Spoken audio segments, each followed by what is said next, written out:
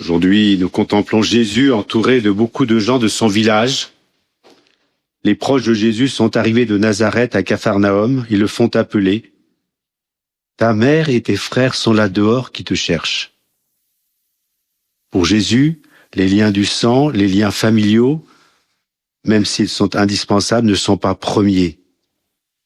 Jésus a quitté les siens pour suivre l'appel du Père. Il ne fait qu'un avec Dieu son Père. Jésus, qui a choisi une famille spirituelle, a réalisé personnellement en lui ce qu'il demande à ses disciples. Alors il jette un regard sur les gens assis autour de lui et leur dit « Voici ma mère et mes frères, celui qui fait la volonté de Dieu. Celui-là est mon frère, ma sœur, ma mère. » Ses parents sont ceux qui écoutent et accomplissent la volonté de Dieu. Jésus nous invite à entrer en communion avec lui en accomplissant sa volonté.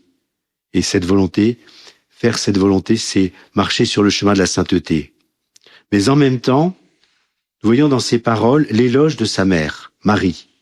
« Bienheureuse es-tu car tu as cru ». Nous savons que Élisabeth fait ce cri de joie, en s'apercevant combien elle découvre la mère de son Seigneur qui vient à sa rencontre. La mère de cette grande famille de l'Église, c'est Marie.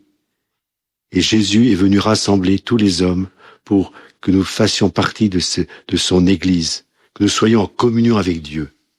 Marie, notre mère, est aussi notre modèle, car, je crois dit le catéchisme de l'Église catholique, elle a donné à la parole de Dieu son consentement. Et Marie devient mère de Jésus, épousant à plein cœur la volonté divine de salut. Elle s'est livrée elle-même intégralement à la personne et à l'œuvre de son Fils. Alors qu'elle nous aide à dire, nous aussi, « Mon Dieu, aujourd'hui, je veux faire ta volonté. »